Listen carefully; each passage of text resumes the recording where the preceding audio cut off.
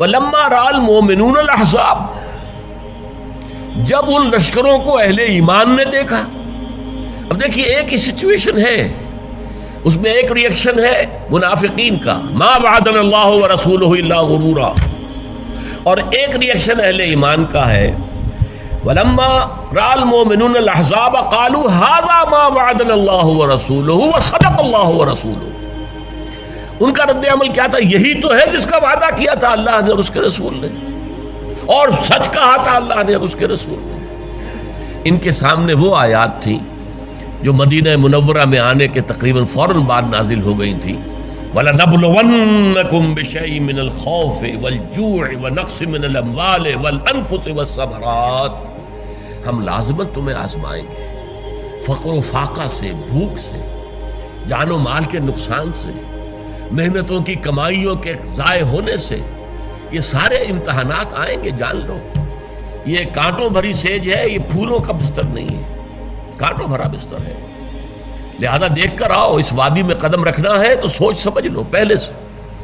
چمی گویم مسلمانم بلرزم کہ دانا مشکلات لا الہ رہا.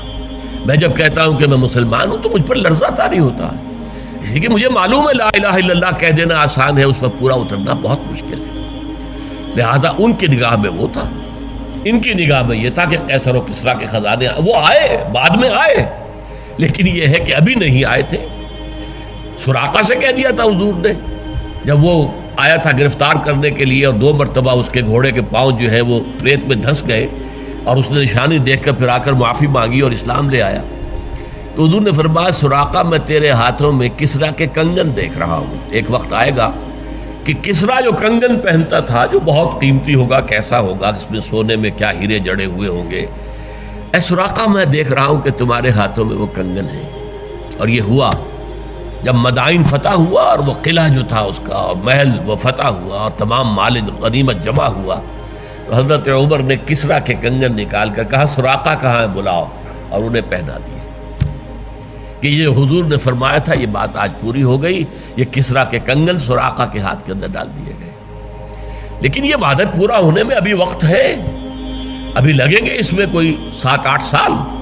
لیکن یہ ہے کہ یہ تو وقت کا معاملہ ہے نا، حقیقت تو نہیں بدلتی اس سے.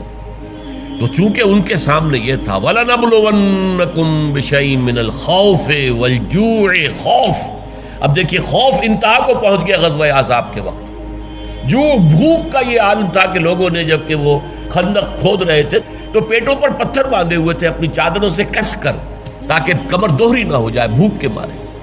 اور جب حضور سے کہا حضور اب ہمارے لیے ناقابل برداشت ہو گیا ہے یہ فاقہ، دیکھیے ہم نے پتھر باندھے ہوئے ہیں.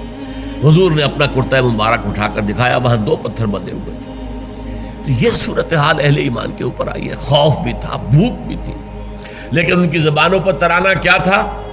آواز میں لا کر نحن الذین بایعوا محمدا علی الجہاد ما بقینا ابدا. یہ شعر بخاری شریف میں آیا ہے. ہم وہ لوگ ہیں جنہوں نے محمد سے بیعت کی تھی جہاد کی، اب یہ جہاد جاری رہے گا جب تک جان میں جان ہے. بھوک ہے، فاقہ ہے، نقاہت ہے، جان تو اندر ہے نا. ابھی جان نکل جائے تو ہم سرخرو ہو جائیں گے، بات ختم ہو جائے گی. جب تک جان میں جان ہے ہم یہ جہاد جاری رکھیں. ایک اور شعر آتا ہے، یہ بھی بخاری شریف میں ہے، اللہم لا عیش الا عیش الاخرہ. صحابہ یہ کہتے تھے اے اللہ عیش تو بس آخرت کا عیش ہے، دنیا کا عیش آنی جانی شے ہے.